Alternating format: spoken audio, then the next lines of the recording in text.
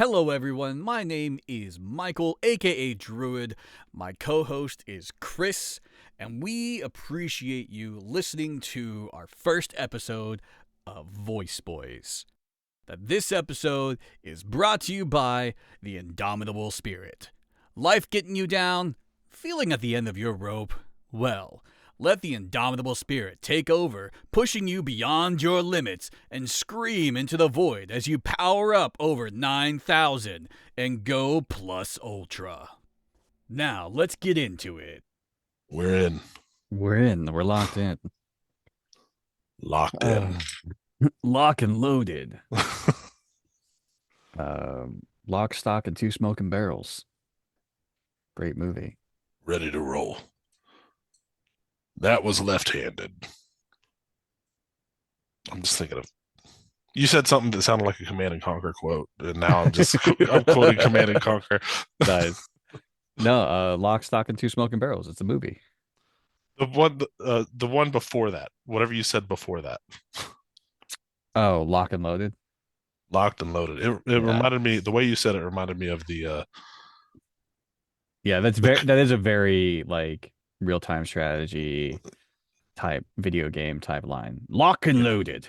Locked and loaded. Sounded like one of the commandos. Yeah. Or I think they were commandos. I think that's what it was. It might be from that because I did not play a lot of Command and Conquer growing up, but I have played a lot of different RT. I have played it, so like there's probably things jumbling around in my brain, with echolalia that I don't know where it's from. It's just there. Dude, same. Yeah. I feel like we get those video game one-liners and then you just say them for the rest of your life and use them for every video game that you possibly can. Anytime I'm playing a first-person shooter with my brothers, one of us will either say, "Revive me," like from Gears of War, or another one will say, "Bill's here." My favorite is who you want me to kill? Like the trolls from Warcraft. Oh yes, dude. So That's hell yeah. Yeah. Who you want me to kill? And then, of course, the peons are work. Work. I remember that shit. Me not that kind of orc. Did you ever play Warlords? Any of the Warlords games? Ooh, I don't think I did. There was one, Warlords Battle Cry was the one that me and my brothers got really into. And you got to make like a hero for whatever faction you played as. And you could play your hero like for skirmishes, whatever. You make a character, kind of. You pick like a portrait and you pick whether they're undead or humans or, typical race stuff. And then they will have like different voice lines. And I remember I was always like an undead sorcerer. And anytime I would click on my hero, he would say something like Multis Domus. I am death. And nice. It would be just like voice lines like that. Yes. There's also that's nice. That's great. I love it. It's a good voice too. And there was an elf archer called like a Moon Knight or something like that. And anytime you click on him, he'd say, "For the Moon King." Oh man, that like if I played that game, that would have definitely been the one like for the Moon King. Like for the Moon King. That's the one my brother Jeremiah says all the time.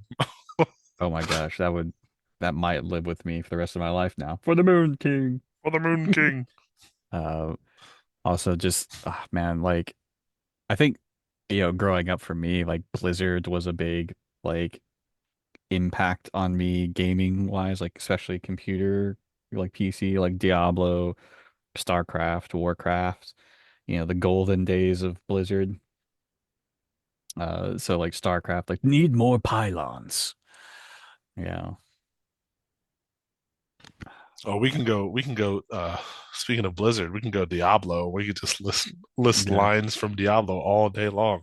Oh yes. Anything that Deckard Cain says. Yes, Deckard Cain is definitely the number one for me, especially the stay a while and listen. Hey, a Yeah. while and listen. The we had I don't know if you were like us when we were younger and you would have like soundboards, but we had so many soundboards, and of course we would prank call people with soundboards, and we had a Deckard Cain soundboard, and you know the voice lines that get stuck in my head are the ones that don't even go together in the game. I get shit stuck in my head like you have found a hammer, you know, because you would just mix and match the voice lines for the phone. So Uh, stupid, man. Dude, I remember back in like vanilla WoW days in Ventrilo chat. Do you remember Ventrilo? So Ventrilo or Vent was like an old like chat voice chat service like TeamSpeak. Do you remember TeamSpeak? Oh yeah, I Okay. still use TeamSpeak. Yeah, so Ventrilo was like very popular back then with TeamSpeak, and there was an old video of a person trolling a Ventrilo server with the Duke Nukem soundboard. And like I play a lot of Duke Nukem, so like but that particular like Duke Nukem stuck with me because he would spam the I've got balls of steel. And like, but it would be like, I've got balls of steel. Like, and like that just plays in my head sometimes. That sounds about right. Yeah. That's that's the it's the gift and the curse that just keeps on giving, Yeah. honestly. Yeah. So, and then old school gaming voice lines. And that definitely kind of like influences that desire to become a voice actor. Oh yeah. That's like the number one influence for me is Yeah. just and like playing through games at a point where like the voice acting is just really bad. Yeah. And it almost some of them it will like ruin the experience for you or ruin the immersion anyways. Um Yeah, like it takes you out of the game, but it's still entertaining in some ways because like now you can just kind of goof off. yeah. Um I'm doing a really bad job of thinking of good examples, except for like whenever I said that, the only game that comes to mind is one that I know no one else, I don't know anyone else who's ever played this game, but it was just called Avalon. It was like a Diablo style top down game. And I'd be surprised if I it was just called Avalon, spelled just like how it sounds. And I don't know anybody who's played that game, but the voice I'm acting in that game was really bad. is it Avalon? Like how old was this game? 1984? Avalon No, is an action no. adventure game? No. Avalon The It Journey Begins? might be the journey begins. I just remember um wow, nothing is fun because like the name Avalon has been used for so Mhm. many things. Yeah, because there's even a game trailer for an Avalon from last year. We have to hunt this down. That might be the reason why I'm like, that sounds familiar. There's Siege of Avalon. Siege of Avalon, that sounds really familiar. That's looking like around the same. That's it. That's Yeah. it. First thing that popped up. That's the one. Yeah, I have not played that. Me and my brothers played the shit out of that game. And for the longest time, I thought that I made the most amazing character because I would never die in that game. I was like, my character's fucking is just a beast, and I just destroy everything. Found out years later, we came back to that game, and the cheat code for invulnerability is to hit the G key. You could just turn on God mode by hitting the letter G on the keyboard, and Yes. it would save that as well. So you never had to turn it on again. You would just load into the game on God mode if you had it on before. And I didn't know. I was just playing the game. Y- You literally made a god character. I made a God character, and I was like, I never died in that game. I'm fucking awesome at it. My Yeah. character rules. And my brothers were like, oh no, it turns out that you had God mode on the whole time. That's And I was hilarious. like, I played that game for like for like 2 years. It's It amazing. seems like it was that long, but man, so silly. Um, I think some of the old like Silent Hill games, the voice acting was not great. You know, Uh, that's a series that I never really gave a chance. like I only played I think the first one, and I don't know if it was actually Silent Hill. Like I don't know. I need to look it up and like see. Okay, yeah, maybe that might have been the game I played. I think it was, but I don't know. Like there was a game series that I played that was like a horror game series. Okay, it was the original Silent Hill. I'm looking at pictures. I'm finally actually looking it up while we're doing this because I was like, man, like I don't remember the game that well. I just remember some of it, and I was like, I don't remember it being like this modern thing. I thought it was a little bit more fantasy or like I don't know. Like I remember having like a bow staff or something. But I don't know. I'm seeing a guy carrying like a pole, so that maybe I thought it was a bow staff. But yeah, like that was like OG Silent Hill. But I never really got into all of the Silent Hill games. Um, but I have seen comparisons of like the new remake of Silent Hill 2 and like the old Silent Hill voice acting. Oh, it kind of makes me want to play it. It kind of makes me want to play the old one, just to hear it. Like it I think the voice acting aligns with that time period. Yeah. Like, I don't want to shit on voice actors, but like it it is one of the more kind of iconic bad voice acting games. Hmm. Um, but yeah, I guess trying to think of some other like bad voice acting in games. You think about the thing is like for that time period, I feel like it was kind of a weird time for voice acting in video games Oh yeah. because I it was like we're making this game and then we also can add voice acting, and I bet a lot of developers were like, we'll just do it ourselves. Dude, You know?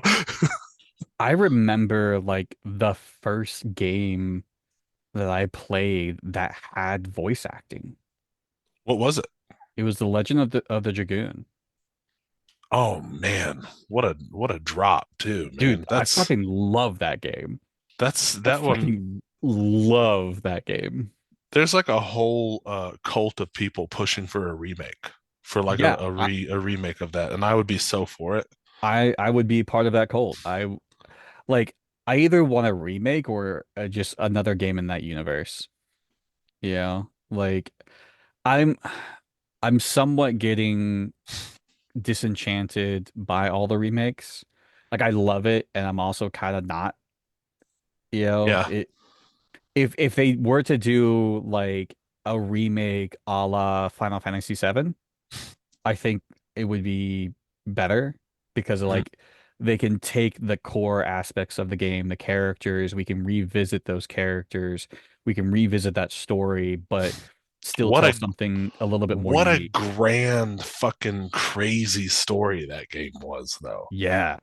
It's also one of the first games that I actually beat, like actually like completed. That was a 3 disc game, wasn't it?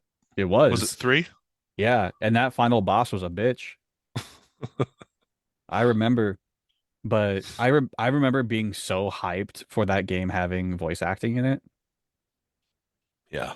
I was like, I what don't voice? I don't remember it having voice acting in it. That's It kind of was what's blowing my mind right now. it was only like in certain points. Like it wasn't like fully voice acted. There was just like certain points of it that had voice acting.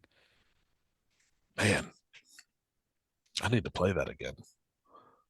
It was also that was one. It didn't have quick time events, but in the fighting, you could change the outcome of your attacks by following like little quick time Yeah, I mean, so yeah, it things. was a quick time combat. Yeah, So which I believe what was that game that's coming out? Um, that I'm really excited for. That I can't remember the name of it. It's a from a French Clair Obscur, Expedition 33. They're doing the turn-based combat, but also like quick time combat. So but like it looks gorgeous. If you haven't seen it, you should definitely like look up. I've definitely heard of this. Yeah, Claire Obscure. yeah, Expedition 33. It's a beautiful looking game, and like a lot of people are like, "Oh, turn-based combat is like, shut up. Turn-based combat is fine." Turn-based combat is fucking great, dude. Yeah. Some people just hate strategy games, and that's the thing. I mean, they just did a turn-based combat with Metaphor. Um, Metaphor. yeah, Metaphor, the same company that did Persona. Oh yeah. Okay. I played the demo to that. I haven't bought it yet, but the demo was really solid. Yeah, I have seen this game, and this game does look absolutely wonderful. It looks so sick. Yeah, I thought it was releasing this year. next year. Wow. I guess Yeah, next year is right around the corner, so it's not that big of a deal. yeah. But no, I'm super excited for it.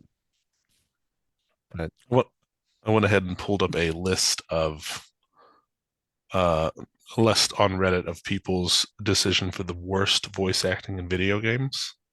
mhm. Sonic Adventure. Yeah, I've seen clips of that. Do they mean the original or Sonic Adventure 2? I guess they would probably clarify Sonic Adventure 2. I think Sonic Adventure 2 was the only one that I beat. Mm, I don't remember Sonic Adventure 1. I've seen this one says Zelda CDI. I've seen that. And that is pretty fucking bad. yeah, yeah. Dynasty Warriors, which honestly, like Shut your that's mouth. right. Like First of all. we've had a long conversation about our love for Dynasty Warriors, but you can't deny that some of the English voice acting for Dynasty Warriors was pretty bad. So I actually it's funny that you bring this up because this was like very like weeks ago. I actually went back and I played Dynasty Warriors 9 Empires, and I didn't realize that they had patched it and added the American or English voice acting to it. Um, and so I was like, oh, that's what I'm used to. So if that's an option, I'm going to put that in there. Even if they are bad, I don't care. Yeah. And Lubu's voice is iconic. I could hear Lubu's voice anytime. They changed the voice actor for Lubu for Dynasty Warriors 9, the English voice actor, and I don't like it. I don't like it at all. It's like I don't like change. I don't. Well, he Yeah. sounds more competent. He doesn't sound like a wild animal anymore, and I don't like that. I'm It's used like, to that. I am the greatest warrior of the three kingdoms, and now he's yeah. like, I'm the greatest warrior of the three kingdoms, and I'm like, what the fuck is going It's like on? you're not Lubu. Like you gotta get that wildness in your voice. Yeah, So yeah. Yeah, man. I we should at some point like sit down and go through some of these like bad voice acting games and just like play them. I think that would be fun. I would have a blast with that. Yeah. Or Yeah, just do some Dynasty Warriors. I can't believe nobody said Dynasty Warriors on this list. But I mean that is one though that the voices like have my love. You know what I mean? Like Yeah. I No, grew up it's kind of playing that shit, and I just like I wouldn't have it any other way. well, I think just like voice acting from like Japanese media to English was always a very like risky thing, Yeah. whether it be video game or anime or anything else. Like the English dub was always like, how much does the studio care that's doing the English dub? Like That makes me think of that what is that anime it's known for? ghost stories, Ghost yeah. stories. Like, Yes. are we getting Ghost Stories or Full Metal Alchemist? Like, like what are we getting in like hair level when it comes to voice acting? But to be fair, Ghost Stories, the voice acting wasn't bad per se. It was Um, that they had no oversight on yeah, the translation. So yeah. they were basically like, here, voice act this It was on series. purpose. And Yeah, they didn't have hardly any translation for anything that was going on. So the voice yeah. actors just made shit up for the whole series. And it is God, it's so funny, and it kind of makes It's me want to watch it now. I might watch it tonight a little bit. yeah, it's It's so God, stupid. it's real bad. I think I think it would be good. Yeah, I think we should do like a video react to some like voice acting samples of just like bad voice acting. I think it would be hilarious to do that. But no, yeah. I'm also thinking of like some like memorable and then there's this like voice acting or just lines again, like going back to what we're talking about, like there's another game that like was on my mind and I wanted to mention it, but Time Splitters. Oh man, I I don't know if I can remember the voice acting very well for Time Splitters. Time Splitters 2 specifically is the one. That was one of those that like my brothers and I rented and played over a weekend. You know what I mean? Um, I did the same thing with Time Splitters 2, but I absolutely love that game. It was like some of the most fun I had in the game in a long time. And like I just remember my favorite part was when you were in like the haunted house level and there's like they're doing like the time loop stuff where like future you comes and he's like, "Wait." And he's like, "What?" It's like, "Ghosts." I was like, "What?" And he's like, "It's like ghosts." Yeah. He's like, "But what's that?" "Ghost gun." Like it was just like silly like interaction where it's like ghost gun. And I don't know, like that the ghost gun line is always in my brain and no one gets it because not many people have played Time Splitters too. now I want to replay it. I Oh know. my God. A lot of people on this that are saying House of the Dead. I've never played House of Oh the Dead. yeah. House of the Dead. Um yeah. Yeah. Pretty Was it bad. well House of the Dead was like an arcade game. Yeah. I remember House of the Dead like going and seeing it at like the arcade, Hmm. but apparently there's you can buy it like for at home, which doesn't sound like the same experience No. whatsoever. But yeah, it's not great not great voice acting. It's pretty bad. Because I mean it's an arcade game too. Like it the voice acting was just like, all right, let's throw some voices in there. um but yeah. Oh, someone finally said old Dynasty Warriors games. It was so bad it was good. Yeah, like and that's the My thing is guy. like the voice acting of Dynasty Warriors isn't necessarily bad. It's just it's campy. Yeah. So that's what made it like memorable To because like at least the English voice actors did get better at pronouncing the names later in the games. yeah. Because if you remember, if you play Dynasty Warriors 4, they call him Cow Cow, you know? Yeah. I remember that. Yeah. I call him Cow Cow for a long time too. I did too because of Dynasty Warriors 4, or maybe it was Dynasty Warriors 3. One of Yeah. the early ones, they called him Cow Cow. And so that's what he was for me I was for the like, oh, longest time. Cow that Cow and his son Cow P. that is the importance of learning pronunciation, kids. Yeah. Oh man. Oh yeah, uh, that's the one thing that I have like my own worries about like being a voice actor is getting pronunciations correct. Like I have an audition and it's um for like a Japanese inspired game, like anime game. Do you have some weird names in there? Or not weird, but Yeah, difficult names. That's what there's I some should difficult say. names in there, and like I'm okay-ish with Japanese names, but like trying to voice act it, like that's the difficulty. Like, you know, so it's a challenge. Um, I need to brush up on my articulation and like because that's the thing is like it's very articulated.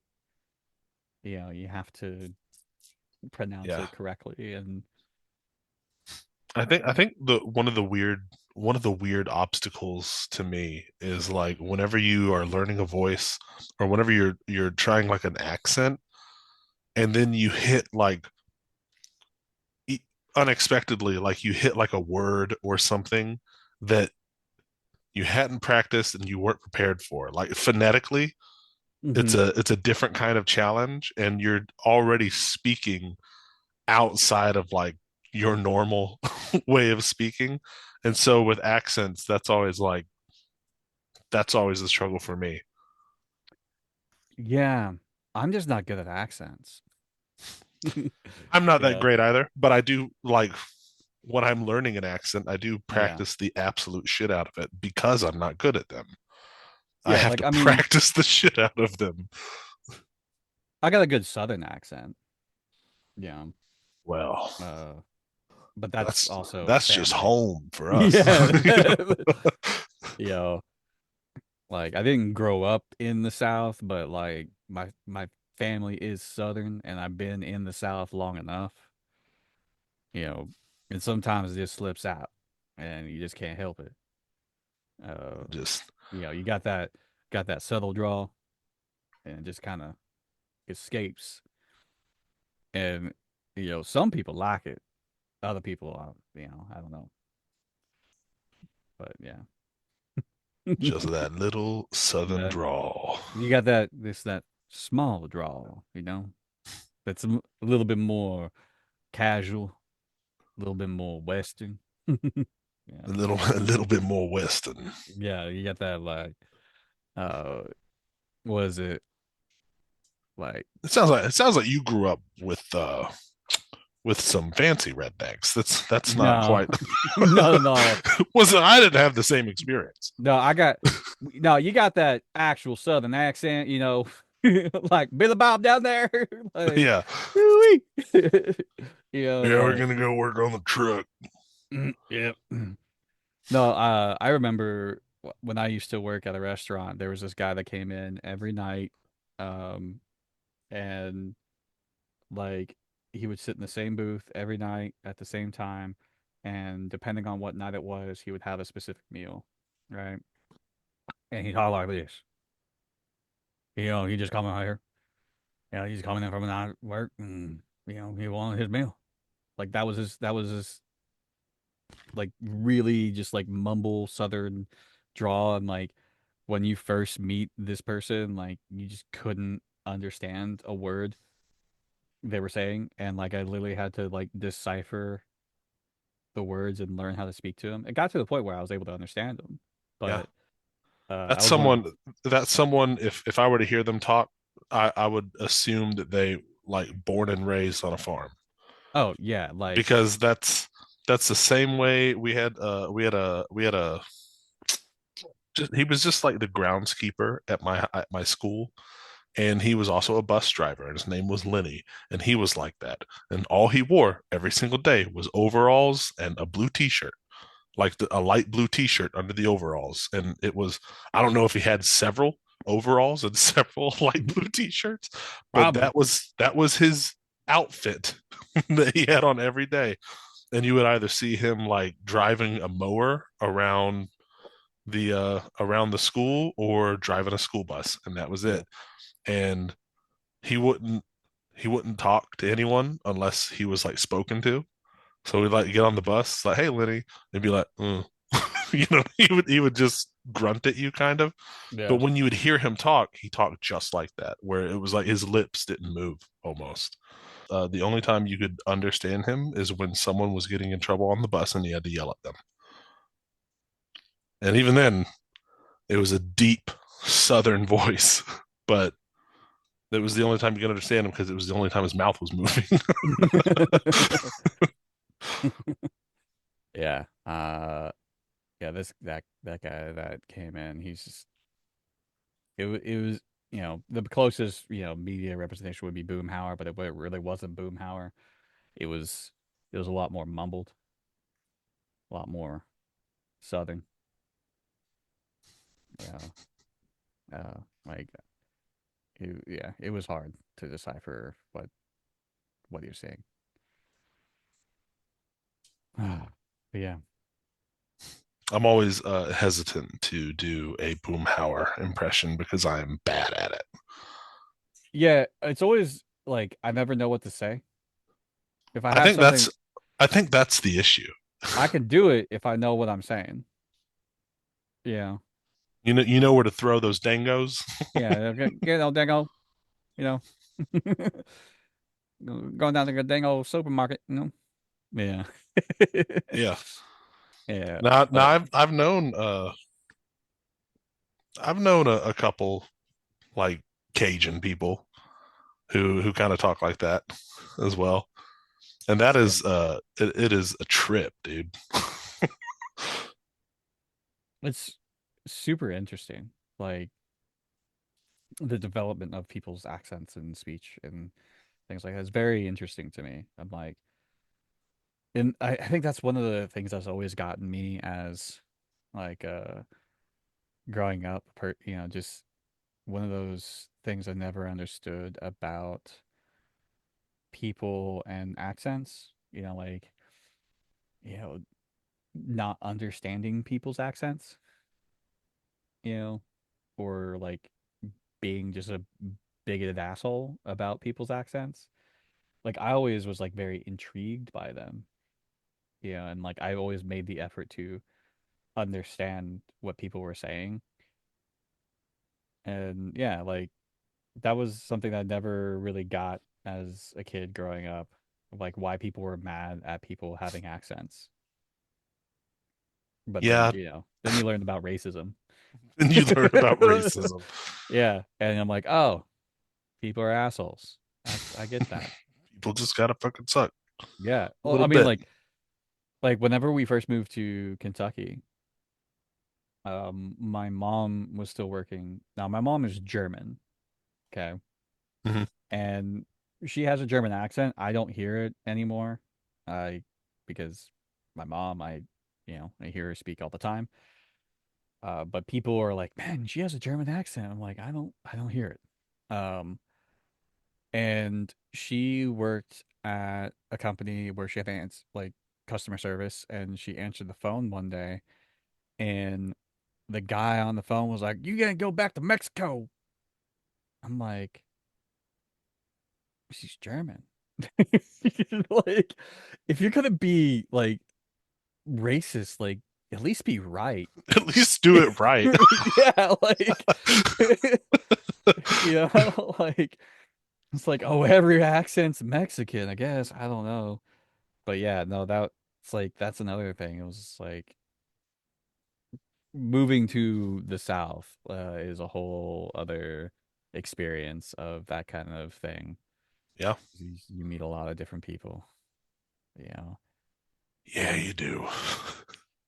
I mean, especially the place that I ended up having to be moved to. Um, when we moved here, I don't. It's improved greatly. Still not the greatest, but it has vastly improved. But when we first moved here, it was 99% white, um, active KKK. and you had high school kids that shaved their head bald, called themselves the Redneck Mafia, and every morning before school would drive around the school um, with rebel flags Dude, I had a redneck mafia too. while listening to rap music like Nelly. Yeah, You dude, know, I I knew the same kids. yeah, I'm I just knew like, that same group. I always found that hilarious. It's like you're being racist right now, but you're listening to the music. Cool. All right, whatever. Yep. Yeah, so that was an experience because like as a white person moving to a predominantly white place was a culture shock for me because my dad was military. I grew up pretty culturally diverse, for most of my life. I had friends of all nationalities because of the military. And so when we moved here and there was white everywhere, I was like, the fuck is this place? Like, what is going on? I've never known a place like this to ever exist. And like it was heartbreaking. Um and like it definitely impacted like like friends and like my circles of people, because I didn't have access, but like I didn't have exposure and I didn't have like the cultural differences of people. It was just all white people. Yep. Well, that's I'm glad that you had that before though. Yeah. I grew up with just white people. That's I grew up with just white people, and then I had the opposite. I had the culture shock of being exposed to other nationalities, and other races. Like whenever I went, really, my first real exposure of like socializing and being around people was when I went to governor's school my junior year of high school. I went, and it's basically like you go to college and you take like a college course for 6 weeks, and you get to stay in the dorms, and it's like a small, it's like an intro to college kind of thing. Um, it introduces you to that community living lifestyle, and that was like the first time I was around a majority of people that weren't just all white people, and I loved it. Also, I was like, this is so cool. I wish that Batesville was more like this. And then I remember going back to Batesville and feeling in just 6 weeks time, like going back to Batesville and feeling like I don't know how else to say this other than just like people just didn't get it. You know Yeah. what I mean? Yeah, and like that it it it definitely leaves a lasting impression on you when you're exposed like that. And like the wild thing is like 30 minutes in any direction and there was, diversity. You know, there was like, you know, a school that was about 45 minutes away that was predominantly black. And it was just like such a unique thing living in like this bubble, and it felt like we are like this bubble was 1950s and everything else was the modern era, early 2000s. And I mean, like the county was dry. It was a dry county. um you know they have a festival called Tater Day, um most southern fucking festival thing that you ever heard of. Hater Day, dude. That sounds like an Tater awesome Day. festival, though. I'm not gonna lie. I mean, it was. It's kind of fallen off over the years just because small town stuff, kind of does that. But, things, cost of living and cost of everything goes up. But yeah, it's one of those things. It's like, okay, um, I did not have any friends that were not white for a while, just because like didn't have anyone to meet that wasn't. Um, yeah, so that was a big thing for me because like growing up, like some of my best friends were like black. Like when I lived in Missouri, like before moving to Kentucky, like one of my best friends was black, and I would go over to his family's house, and like his dad was a uh, a preacher, and so like they had these like two huge German shepherds, and cooked amazing food, and like it was very lively and like such a fun time to go over there, and like it was just a really interesting experience. And then like moving to Kentucky, I was like, everyone, like no one seasons their food. Like, See, I mean, that's something it, that I it's never had a problem with. well, okay, so like certain white people didn't, but there was like in the southern cooking side of things, yes, like there was good seasoning. Like my grandma, right, like made excellent food. It's interesting to grow up like that, like the different cultural exposure, and then being old. Yeah, But that's for me it was like I was exposed to nothing and then I was exposed to everything all at once and I was like, this is awesome. I want to get the fuck out of this place. Like, dude, like being in Kentucky is like living in a black hole. Like that's how Batesville was too. It dude, was really, really hard to get away from. and it wasn't for the lack of trying. Like I moved to California and got sucked back in. So yeah, still trying to get out. But yeah, You have a lot which of family nearby. yeah, I think that that's something that a lot of family, especially in I feel like southern states, they're all like proximity wise very close to each other. And so whenever you get out of that, it's so much easier when anything goes awry to mhm, go back to that, even if your family might fucking suck. yeah, There's still like some level of like what we already know, you know. yeah. Like I definitely did not want to come back. Um, but you're right. Like it having that option is there, and Yeah. I'm utilizing it, but it's not something that I enjoy, especially with most of my family being Republican. Yep. So That's I am facing that possibility right now of having to go back to Batesville, you know, if I can't find something within the next month. yeah.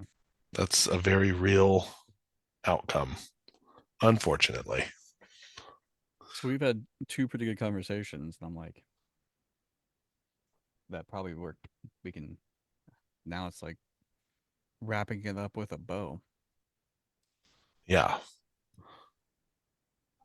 How do you do that? How do we wrap it up? I think Yeah. that's my biggest problem is I don't know how to wrap things up. So Yeah, I think well, I mean, we also kind of deviated from voice acting. We haven't talked about anything about masculinity. we haven't, but also that's why we keep meeting and we keep having these conversations, right? Yeah, no, like This, I think I think we can just have conversations, right? Like it's just, you know, two people having conversations. yeah. And inevitably we are going to talk about voice acting because that's kind of Mhm. like what we're all about right now, right? So Yeah. I I think a think good go ahead. Sorry. what were you gonna say? I was going to say, I think that we absolutely should find some like bad voice acting samples and stuff like that and have like some sometimes where we like sit down and we watch or react to this shit, Oh and yeah, I would love that. that just sounds fun to me. Recreate it and or like redub it. Ooh, can we do it better? Yeah. Yeah, that sounds Our really fun. we're big assholes making fun of these voice actors. Now let's do it better. Let's see if we could do a better job. Yeah, that sounds really fun, actually. Hmm. I'm all for it.